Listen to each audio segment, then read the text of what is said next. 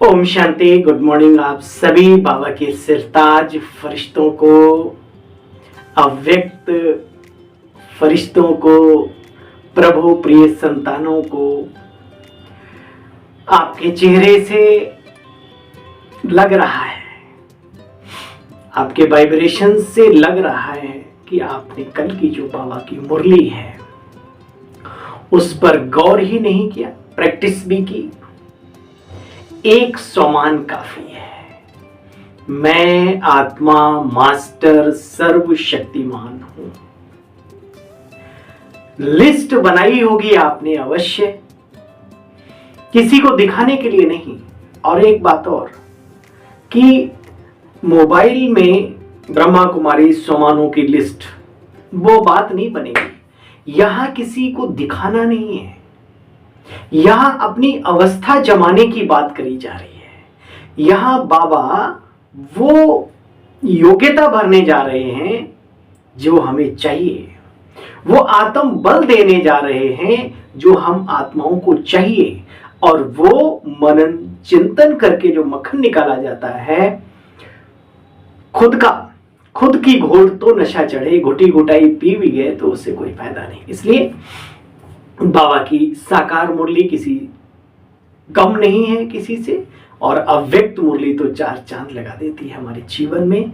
तो पूरे सप्ताह इंतजार रहता है हम सभी को बाबा की अव्यक्त मुरली का, कि अव्यक्त मुरली में बाबा हमें कौन से गुहे रहस्य बताएंगे पुरुषार्थ के। तो चलिए यूं ही आगे बढ़ते रहिए, अपने जीवन को ज्ञान गुण शक्तियों से सदैव सजाते रहिए, क्योंकि खुद मरे बिना दुनिया में कहते हैं स्वर्ग नहीं मिलता। जब तक खुद के पुरुषार्थ में कुछ नहीं होता। कल बाबा ने कहा बच्चे किसी के पीछे नहीं लगना। फरिश्ता माना क्या? फरिश्ता अर्थात फरिश्ता अर्थात फरिश्ता अर्थात फरिश्ता अर्थात फरिश्ता अर्थात सारी डेफिनेशन जो बाबा ने जो बताई है, वो उस पर थोड़ा सा भी अगर अभ्यास करेंगे तो हम बहुत ऊंचे चले जाएंगे। डीप में जाने की जरूरत है, गहराई में उतरने की जरूरत है, नहीं तो वही स्लोगन याद रहेगा, अपने ऊपर सेट हो जाएगा। जिन खोजा तिन पाइया गहरे पानी बैठ, मैं बपुरा बूढ़न डरा रहा किनारे बैठ। ठंडी ठंडी शीतलता तो मिल ही जाएगी, 33 करोड़ में चले जाएंगे, कोई ऐसी बात नहीं है। लेकिन कुछ पाना है तो डुबकी लगाना है, ज्ञान की, ज्ञान सागर में डुबकी लगाना है, ज्ञान के हीरे मोती मंथन करके निकालना है। तो आइए चलते हैं। आज का दिन, पूरा जीवन ही, लेकिन कम से कम आज का दिन आप सभी को हमारी ओर से मुबारक हो, शुभकामनाएं हैं आज के सारे दिन की। आप खुश रहें, प्रभु यादों में मस्त रहें, हर घड़ी हर पल सर्व संबंधों से उसको अपने साथ रखें।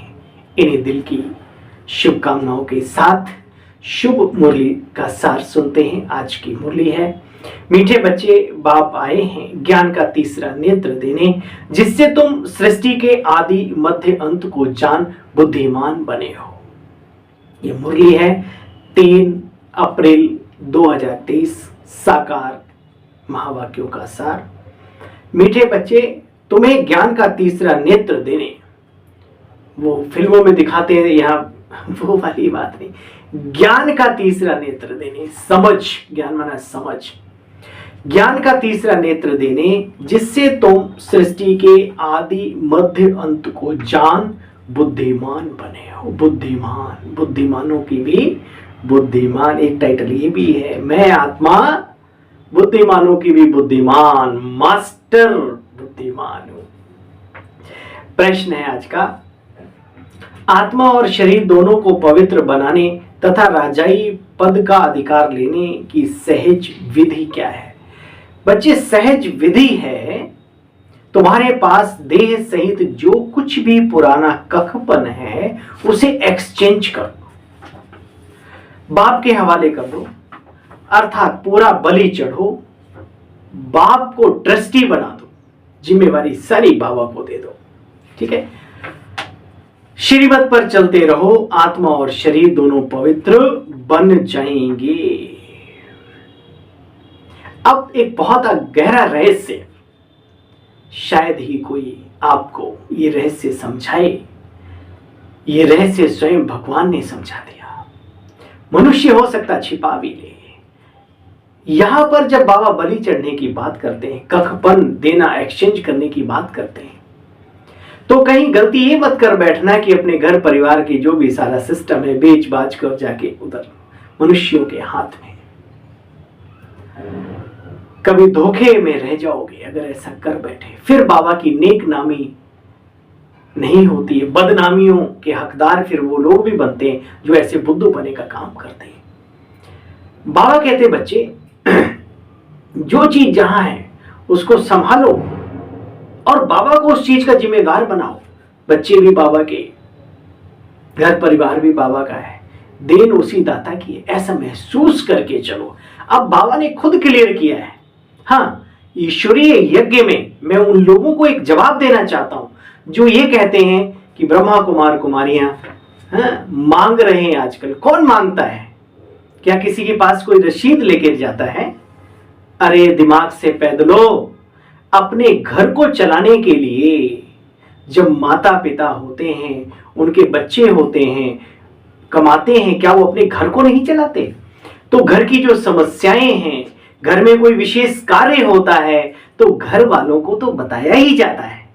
तो हमारे जितने सेंटर्स हैं, जो हमारी बहनें हैं, जो बहुत ऊंची पढ़ाई लिखाई करके और बाबा के यज्ञ में समर्पित हो गई हैं, चाहे बाहर जाए तो लाखों लाखों का पैकेज उन्हें मिले, लेकिन नहीं, ईश्वरीय कार्य में समर्पित हुए वो भाई, वो बहनें, और ईश्वरीय कार्य को आगे बढ़ाने के लिए कोई कार्य हो रहा है तो उसमें आप ये सोचते हो, ऐसी ऐसी बातें सोचते हो कि वो मांगता कोई नहीं है। आपकी जिम्मेवारी आपको याद दिलाई जाती है। आपका सौभाग्य बने, आप भविष्य में ऊंच पद पाएं, वर्तमान में भी आप सफल करें अपने जीवन को, वो विधियां बताई जाती हैं। नहीं करें तो आपसे जबरदस्ती कोई नहीं लेता। और जिसका सौभाग्य होता है वो खुद आकर के सफल करता है। और ये दिन दूना रात चौगुना कार्य बाबा का बढ़ रहा है और बढ़ता रहेगा। कार्य किसका है याद रहे। फिर भी कुछ आत्माएं हमारे ज्ञान योग में चलने वाले बहन भाइयों की भावनाओं का अगर दुरुपयोग करती हैं, कुचलती हैं, तो उन भोले भाले भावनाओं को रखने वाले रत्नों की भी थोड़ी कमी है। समझ के साथ सफल करो, क्योंकि बाबा हमें समझदार बनाने आया है। तो आज बाबा ने बहुत ही सुंदर एक बात कही। बाबा ने कहा, राजा जनक भी बलि चढ़ा तो उसको जीवन मुक्ति मिली। राजा होते हुए भी, हर कार्य संभालते हुए भी, अपने सारे कर्तव्यों का निर्वहन करते हुए भी विधेयी अवस्था में रहा, ईश्वरीय सत्ता का सब कुछ समझ करके रहा। वो स्थिति बनानी है घर गृहस्थ में रहते हुए, आश्रमों में रहते हुए। हमारा कुछ नहीं, जो कुछ भी है उस प्रभु पिता का दिया हुआ है और उसी के कार्य के लिए है। उसमें नफा हो नुकसान हो, आप न्यूट्रल रहें अगर इस अवस्था वाले हैं तो आइए बाबा के महावाक्यों का जो भावार्थ है वो समझें। अगर जीवन में हल्कापन महसूस करना है, अगर वाकई में शिव बाबा के साथ जुड़े रहना है, तो जैसा जैसा बाबा कहते हैं वैसा वैसा अपने जीवन में अनुभव करते जाओ। जनक भी बलि चढ़ा तो उनको जीवन मुक्ति मिली। गायन है ना, तुम बच्चे भी बाप को अपना वारिश बनाओ तो 21 जन्मों का अधिकार मिल जाएगा। है ऐसी रत्न, ऐसे रतन है इस यज्ञ में। कुर्बान, अब हम कहते कोई कुमार है, अच्छी सैलरी है, पीछे भी कोई ऐसी जिम्मेवारी नहीं है, तो उसका फर्ज बनता है वो जहां क्लास करते हैं बाबा के बेहद के घर में, माउंट आबू में, या जिस सेंटर में हैं, या इन दोनों से हटके आपको लगता है कि फलानी जगह इस कार्य की जरूरत है, चादर की जरूरत है, गर्मी आ रही है, कहीं एसी पंखे की जरूरत है, कहीं फोम की जरूरत है, भाई बहन आते हैं उनके दर्द होता है, कहीं कुर्सियों की जरूरत, XYZ और भी बहुत सारी बातें हैं जिनको आप समझ सकते हो। कहीं हमारे आश्रम रेंट पे हैं तो पूछना हमारा हक बनता है, ये किराया क्या हम भी थोड़ा सा कर सकते हैं इसमें सहयोग। आप हमें भाग्य देंगे तो मैं अपने आप को भाग्यशाली समझूंगा। विद रिस्पेक्ट अपने आप को ऑफर करें ऐसी आत्माएं, क्योंकि आखिर इन तो मिट्टी है और एक दिन मिट्टी में ये शरीर भी मिल जाएगा और दुनिया की दौलत भी मिल जाएगी। इस सत्य से अवगत रहो हमेशा, तब आप सफलता की सीढ़ी पर चढ़ेंगे। कम नहीं होगा, बढ़ेगा जन्म जन्म के लिए, क्योंकि किसको दे रहे हो? ईश्वरीय कार्य में लगा रहे हो, अपना भाग्य बना रहे हो। इस बात को समझदार आत्माएं ही समझती हैं, ना समझे वो खिलाड़ी नहीं अलाड़ी है। बाबा कहते बच्चे, तो बच्चे भी बाप को अपना वारिश बनाओ तो 21 जन्मों का अधिकार मिल जाएगा, ये जन्म भी भरपूर रहेगा। गीत, नयनहीन को राह दिखाओ प्रभु, पग पग ठोकर खाऊं मैं, पग पग ठोकर खाऊं मैं, पग पग ठोकर खाऊं मैं। ओम शांति। बच्चों ने गीत सुना, ये भक्त भगवान को पुकारते हैं। दुनिया में भक्त भगवान को पुकारते, भगवान को पूरा ना जानने के कारण मनुष्य कितना दुखी होते हैं, कितना माथा मारते हैं भक्ति मार्ग में, है? देखो भावनाओं वश कितना भक्ति में जिनके पास जो होता है, अब दिल भी होता है, तो बड़े बड़े कार्य करने के निमित्त आत्माएं बनती हैं। घटता थोड़ी है उनका, तो कितना बढ़ता है वर्तमान में भी। तो ये जिन्हें अनुभव हो गया है वो किसी की बातों में नहीं आते, वो अपना सिर्फ भाग्य बनाते हैं। भाग्य वो सुनते तो हैं, किसकी? एक उसकी सुनते हैं, बस मनुष्यों की नहीं सुनते। रिस्पेक्ट सभी की करते हैं, सुनते एक बाबा की है। मनुष्य शुरू से कितना धक्के खाते हैं। जब से भक्ति मार्ग शुरू हुआ, भक्ति यानी आत्मा भागती रहती है उसमें। तो बच्चे जानते हो भारत की महिमा बड़ी जबरदस्त है। शिव जयंती भी यहां ही मनाते हैं, क्योंकि ईश्वरीय बर्थ प्लेस है, ये जन्म स्थल है। रुद्र व सोमनाथ जयंती नहीं कहा जाता है, क्या कहा जाता है? शिव जयंती। तो बाप कहते बच्चे, बाप आए हैं तीसरा नेत्र देने। गीत में था ना, नयनहीन को राह दिखाओ, पग पग ठोकर खाऊं मैं। जिससे तुम बच्चे बाप की रचना के आदि मध्य अंत को जान जाते हो। अभी क्या मिला है? दिव्य चक्षु। मैं आत्मा दिव्य चक्षु धारण करने वाली हूं। इस समय सर्वव्यापी है 5 विकार। भगवान तो सर्वव्यापी नहीं है, क्या है? 5 विकार। पशु पक्षी कीड़े मकोड़े सबके अंदर विकार व्याप्त है, सबके अंदर। बंदर को देखो 5 हैं। लोभ इतना होता है मुट्ठी बंद कर लेता है, भले गड़ा से मुट्ठी ना निकले। मोह इतना होता है कि बात मत पूछो। कामी भी, क्रोधी भी, और अहंकार तो इतना है, खिर खिर देखो कैसे करता है। तो बाबा कहते हैं बच्चे, मनुष्य 5 विकारों के चलते कितने घोर अंधियारे में है। तो बच्चों के पास रोशनी है। कल बाबा ने कहा, देह भान का अंधकार ऐसे मिटता है जैसे स्विच ऑन किया, अंधेरा भाग गया। तो स्मृतियों का स्विच ऑन रखो हमेशा। अगर विकारों के अंधकार को जीवन से समाप्त करना है सदा सदा के लिए, कोई भी चीज बार बार याद करो, फिर वो नेचर में आ जाती है। ऐसे सोमान हमारे इतने अच्छे अच्छे भगवान ने दिए। बाबा ने कहा लिस्ट निकालो, है किसी धर्मात्मा, राजनेता आदि आदि किसी में, तो इन पर थोड़ी मेहनत करो। ये जीवन बहुत सहज है, मेहनत का मार्ग है ही नहीं, लेकिन हाईवे छोड़ के हम गलियों में भटक जाते हैं। इसलिए जिंदगी में भाइयों अटक जाते हैं। आत्माओं मेरे भाइयों, अटकना नहीं, भटकना नहीं।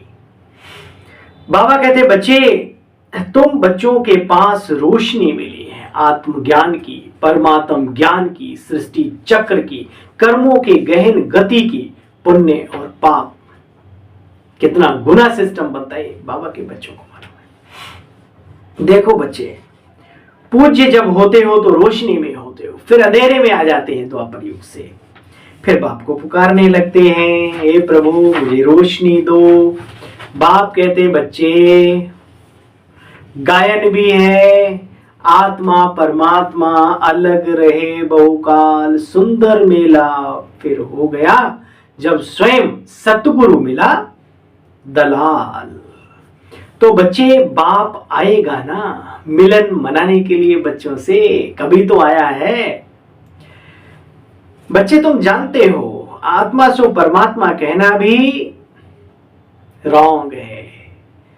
आत्माएं अनेक हैं, परमात्मा एक है। वो उसकी याद में तल्लीन हो सकती है, लवलीन हो सकती है, लीन नहीं हो सकती, मिक्स नहीं हो सकती। क्यों? क्योंकि प्रकृति पुरुष परमात्मा तीनों ही अस्तित्वधारी हैं, अजर अमर अविनाशी सत्ताएं हैं। बाबा कहते बच्चे देखो ये बातें मैं संगम पर आकर के तुम बच्चों को सिखलाता हूं, साथ साथ राजयोग भी सिखलाता हूं। हे अर्जुना राजयोगा विकर्मो दग्धा, वो कौन सा योग है जिसे राजयोग के नाम से जाना जाता है? मैं ये योग ऊपर से आकर के सिखाता हूं, मतलब वो यहां रहता नहीं है, ऊपर से आता है। बात आकर के समझाते बच्चे मुझे भूल गए हो, शिव जयंती मनाते रहे परंतु बाप को भूल गए हैं। उसका जन्मदिन मनाते लेकिन भूल गए, शिव को ही भूल गए, शंकर मान लिया, बारात समझ ली। बाबा कहते बच्चे देखो कल्प कल्प भारतवासियों को मैं आकर के स्वर्गवासी बनाता हूं। स्वर्गवासी मतलब क्या? इस दुनिया का सफाया करके नई बैकुंठ पैराडाइज जन्नत वो दुनिया बाबा लाता है और वहां का हमें मालिक बनाता है। उसको कहते हैं स्वर्गवासी बनना। कहीं डरना मत। हाँ बात तो सही है भाई, सफाई होगी तभी आएगा वो युग, वो दुनिया। और ये शरीर तो छोड़ना ही है। कोई भी हो, राम गयो रावण गयो जाको बहु परिवार, चिंता किसकी करें वो मेरे यार, किसकी चिंता करें। बाबा कहते बच्चे देखो मैं तुम बच्चों को स्वर्ग का मालिक बनाता हूं। कहते तो हैं फलाना स्वर्गवासी हुआ। अरे बाप कहते बच्चे अभी तो नरक में दुनिया है, तो आत्मा शरीर छोड़कर जन्म लेती तो कहां लेगी? यही। और उसने पुरुषार्थ तो किया नहीं स्वर्ग में जाने का, तो आएगी तो वापस यही। तुम बच्चे इन बातों को जानते हो। बुला करके मनुष्य फिर भोजन आदि कराते हैं। बाप कहते बच्चे नरक का भोजन क्यों खिलाते हो जब ये कहते हो कि स्वर्ग में चला गया, स्वर्गवासी हो गया। चिट चैट करते हुए बाबा ज्ञान की बहुत सारी गुत्थियां सुलझाते रहते हैं। रमणीकता के साथ बहुत गहन बातें बाबा हमें बतलाते हैं। देखो बच्चे तुम जानते हो हम फिर सो आत्मा दैवी कुल क्षत्रिय कुल से वैश्य शूद्र कुल में आएंगे। शिव बाबा तो बच्चे जन्म मरण में आते नहीं, सिर्फ लक्ष्मी नारायण की डिनाइस्टी चलती है सूर्यवंशी घराने की। फिर क्रिश्चियन घराने में जैसे Edward the first second third ऐसे चलता है, ऐसे ही वहां जो भी उस गद्दी पर बैठेगा 8 जन्म 8 गद्दियां, तो क्या होगा Shri Lakshmi Narayan first second third fourth fifth 6 7 8, तो ये उन्हीं नाम से चलेगी। राम सीता की भी कोई एक राम की बात नहीं है। 12 जन्म राम राज्य में चलेंगे तो वो भी राम सीता ही कहलाएंगे। वंडर है ये। देखो बच्चे तुम इन बातों को अच्छी तरह से जानते हो। 8 डिनाइस्टी चलती है। अभी तुम ब्राह्मणों का तीसरा नेत्र खुला है। देखिए वंडरफुल बात है। श्री कृष्ण का जन्म सतो प्रधान बैकुंठ दुनिया में होता है, बैकुंठ में होता है। तो श्री कृष्ण की जो जन्म जयंती है वो क्या मनाते? जन्माष्टमी, क्योंकि 8 जन्म उसी नाम से होते हैं। और 9वां जो जन्म है वो किसका है? राम का, श्री राम का। ठीक है, तो इसलिए उनकी क्या गाई जाती है जन्म जयंती? राम नवमी। 10वीं नहीं, 11वीं नहीं, 7वीं नहीं, राम नवमी। दुनिया में कोई है ये रहस्य समझा सके? बाबा ने बताया। इसलिए बाबा के बच्चों को नशे में रहना चाहिए, अभिमान में नहीं। ज्ञान का अभिमान भी कहीं का रखता नहीं है। इसलिए सभी का सम्मान करते हुए जो हमें बाबा ने ज्ञान दिया है उसका नशा तो रहना ही चाहिए। देखो बच्चे, अभी तुम्हारा तीसरा नेत्र खुला है।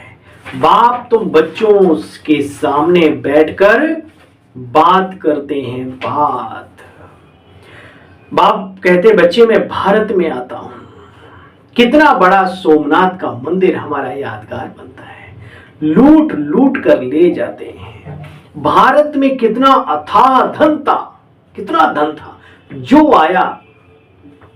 आया तो लुटेरा ही, लूट लूट कर ले गया। लेकिन भारत आज भी महान है, आज भी उन लोगों का सम्मान करता है, उन लोगों के पेट की फिक्र रखता है जो जो जो बस, ठीक है। इसलिए इसको मदर कंट्री मतलब भारत माता के नाम से इस देश को पुकारा जाता है। माँ का बच्चा कैसा भी हो, माँ को फिक्र अपने हर बच्चे की रहती है। माँ माँ ही होती है, पुत्र को पुत्र हो सकता है, माता को माता नहीं होती। इस भारत की कहानी है, आज भी ऐसी अनुभूतियां हमारे सामने आती हैं कि जिन्होंने कभी भारत को सम्मान की नजर से देखा नहीं, वक्त पड़ा तो भारत ने सबसे पहले हाथ बढ़ाया। ये पहचान है इस भारत की, गौरवान्वित तो होना चाहिए कि हम यहां हैं, क्योंकि ये ईश्वरीय जन्म स्थल है। बाबा कहते, बच्चे देखो, अभी बाप कहते हैं भारत हीरे तुल्य था, फिर हीरे तुल्य बनेगा। बच्चे पुरुषार्थ करना है, अपनी शक्ल देखो। बाबा कहते हैं आने वाली जो नई दुनिया होगी सतो प्रधान, उसके लिए मेहनत करो, अपनी शक्ल देखो। श्री लक्ष्मी नारायण को वरने के लायक हो, उस पद पर पदासीन, चलो पहला नहीं दूसरा, अरे तीसरे चौथे में नारायण बन जाओ, जाके लक्ष्मी बन जाओ जाके। कैसे वर सकेंगे, नारद की भी एक कहानी है। आत्मा पवित्र जो होगी वही उच्च पद को पाएगी। ये पतित दुनिया है बच्चे, पाप पुरुषार्थ कराते हैं। जो बाबा के मम्मा के गद्दी नशीन बन सके, पवित्रता है इसमें मुख्य। क्या कहा बाबा ने? पवित्रता है इसमें मुख्य, और पवित्रता के कारण ही लोग नाक मुंह सुकोड़ते हैं, पता नहीं क्या क्या। अरे सारे वेदों शास्त्रों का निचोड़ है pure life, pure thoughts, pure दृष्टिकोण, प्योरिटी फर्स्ट। बड़े बड़े साधु सन्यासी पवित्रता को धारण करके अपने परिवार का, धन दौलत का, बड़े बड़े राजाई को लात मार देते हैं पवित्रता के बल को प्राप्त करने के लिए। और जिस संस्था में पवित्रता सिखाई जाती हो, उस संस्था का तो दूर से नमन करना चाहिए, हृदय से प्रणाम करना चाहिए। उस घर को जहां उस संस्था का कार्य चल रहा हो, जहां चरित्रवान बनना सिखाया जाता हो, त्रुटियां निकालने की आदत गई नहीं है। अरे यहां नहीं जाना, बहन भाई बनाते हैं। अरे बहन भाई नहीं, पूरी सृष्टि पर जितनी आत्माएं हैं, स्त्री के रोल में उनको बहन की नजर से दिखाने का नजरिया, चश्मा लगाया जाता है। बुराई क्या है? बुराई क्या है? तो ये बहुत ही शुद्ध चीजें हैं जिनकी कदर करो, नहीं तो वक्त आएगा तुम्हें बेकदर बना देगा। तो बाबा कहते बच्चे देखो, प्यूरिटी है फर्स्ट। द्रौपदियां कहती है मेरी लाज रखो। बाप कितना अच्छी रीति समझाते हैं। जितना बुद्धि योग पूरा बाप के साथ लगा हुआ होगा, उतनी धारणा भी अच्छी होगी। देखो बच्चे, बाबा ने एक मिसाल दिया। अब आप बुरा भाग लगा सकते हो, नहीं स्टूडेंट खराब होते हैं फलाने, लेकिन शुभारंभ, क्योंकि कलयुग आ गया ना, अभी उन चीजों में जाओ नहीं। लेकिन बाबा की जो भावनाएं हैं शब्दों के साथ, वो सुन। बाबा कहते हैं पढ़ाई भी, नॉलेज भी ब्रह्मचर्य में ही पढ़ी जाती है। तन का भी बल मिलता है, जो ब्रेन के अंदर जो हमारी ताकत है वो ब्रह्मचर्य से कई गुना बढ़ जाती है। चरित्रवान बनने से वो मगज की ताकत भी बढ़ती है। बहुत सारी वैल्यू है ब्रह्मचर्य में रहने से, उस शक्तिशाली स्थिति में रहने से, उस सम्मान में स्थित रहने से। बाबा कहते बच्चे दोनों तरफ तोड़ निभाना है। बाप कहते घर ग्रस्त व्यवहार में रहते कमल पुष्प समान बनो। अब ये सब करने के लिए जंगल में तो जाने की जरूरत नहीं, अपना नजरिया बदलना है। नजरिया, नजरे वही हैं प्रभु, तुम्हारे बनने के बाद नजारे बदल गए। किश्ती तो वही है, बस किनारा पहले कहीं और जा रहा था, अब किनारे बदल गए। सतयुग का लक्ष्य मिल गया है मनुष्य जीवन में। बाबा कहते जो बच्चे अच्छी रीति पढ़ेंगे वो स्वर्ग का मालिक बनेंगे। तुम बच्चे जानते हो ये पढ़ाई है, यहां ब्लाइंड फेथ, अंधश्रद्धा की कोई बात नहीं। भाई बाबा के यहां कोई अंधश्रद्धा नहीं, ये पढ़ाई है राजाई के लिए। पढ़ना है तो पढ़ो, नहीं तो तुम्हारी मर्जी, कोई पढ़ाई की फीस थोड़ी लगती है। बाप कहते हैं मैं परम धाम बहुत दूर से आता हूं। भाई बाबा कितनी दूर से आता है, कितना दूर से आता हूं। परम धाम कितना ऊंच है, सूक्ष्म वतन से भी बच्चे ऊंचा है। गई बुद्धि गई, सुनते सुनते वो दर्शन, वो चित्रण हमारी बुद्धि बनाने लगे। मजा तब है जब स्वर्ग और परम धाम और सूक्ष्म चीजें हमें इन चर्म चक्षुओं से सामने दिखने लगे। मजा तब है पुरुषार्थी जीवन का। देखो बच्चे, जनक का भी मिसाल है, ऊपर दिया ना बाबा ने, जनक का भी मिसाल है। बाबा कहते बच्चे देह सहित जो कुछ भी है, कखपन सब कुछ एक्सचेंज कर लो, कर लो, दांव लगा ले, दांव लगा ले। एक गीत है, दांव लगा ले भाई, दांव लगा ले। बाजी, ये वो बाजी है जिसमें जीत ही जीत है। दुनिया में बाजियां इसलिए रिस्क लेके लगाते हैं, ना जाने जीत हो ना जाने हार हो, लेकिन यहां जो है जीत ही जीत है, वर्तमान में भी और भविष्य तो उज्जवल ही है। बाबा कहते बच्चे सिर्फ मेरी मत पर चलो, मुझे ट्रस्टी बनाओ, मेरी श्रीमत पर चलो। जनक राज्य भाग्य सहित बलि चढ़ा तो उसको जीवन मुक्ति मिली। बोला बाबा ये सब कुछ आपका है ऐसे रतन हैं, अनगिनत हो रहे हैं अब धीरे धीरे। तभी तो सेवाओं में चार चांद लगते हैं। घर मेरे बाबा का है, ये मेरा परिवार है, ये मेरी बहनें मेरी अपनी खुद की बहनें हैं, लौकिक से ज्यादा महत्व देने वाली आत्माएं देती। ये मेरे भाई सगे भाइयों से बढ़कर हैं। जब ये होता है तो ये कार्य क्यों नहीं आगे बढ़ेगा। हम एक आध की बात नहीं करते, क्योंकि इस भीड़ भरी दुनिया में एक आध कंकड़ भी आ जाता है, नहीं आता, कंकड़ पत्थर भी आता है, तो क्या दिक्कत है। बाबा ने हमारा नजरिया ऐसा थोड़ी बनाया है कि कंकड़ पत्थर को देखो, देखना है तो रत्नों को देखो। हंस बनो, हंस चुगो मोती, ना कि पत्थर कंकड़। मैंने हमेशा कहा है कि जहां पॉजिटिविटी होती है वहां थोड़ी बहुत नेगेटिविटी, दुनिया ही ऐसी है। बाबा के घर में भी अगर पॉजिटिव नजर नहीं बन पाई तो फिर कहां दुनिया में बनोगे। घर तो यही है, आना इधर ही है, चिंता ना करो। लेकिन समय निकल जाएगा, फिर कुछ कर नहीं पाएंगे। इसलिए बहुत खबरदारी से, पहरेदारी से, बहुत ही होशियारी से अपने परम सौभाग्य को बनाते चलो, बनाते चलो, बनाते चलो। बातें ना बनाओ, भाग्य बनाओ अपना और दूसरों का भी। बाबा कहते बच्चे मैं एक्सचेंज करने आया हूं। ये राजयोग है, ये राजयोग है बच्चे। इस राजयोग से इतने ऊंचे श्री लक्ष्मी नारायण बने। बिरला घनश्याम दास बिरला बीट हुए तो बिरला ने मंदिर बनाए, लक्ष्मी नारायण के मंदिर बनाए, परंतु वो जानते नहीं थे ये वास्तव में सतो प्रधान बैकुंठ नवयुग नई दुनिया के मालिक हैं। कितने ऊंच हैं, लेकिन फिर भी बनाए। बाबा बनवाता है। देखो बच्चे, अब बाप समझाते हैं, अब बाप समझाते हैं। क्या समझाते हैं, सुन लो कान खोलकर।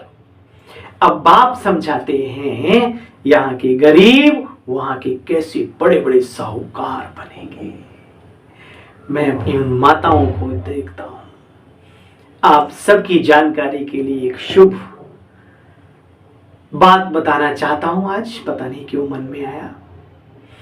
आप सबकी दुआओं के बल से, बाबा की कृपा छत्र छाया के कारण हमें भी बाबा ने एक छोटा सा सेवा केंद्र सौंपा हुआ है आप सबकी सेवा करने के लिए। इंचार्ज तो बहनें ही होती हैं, लेकिन शुरुआत बाबा ने कराई, खेल सारा बाबा का है। मैं अपने आप को परम सौभाग्यशाली महसूस करता हूं, जिसने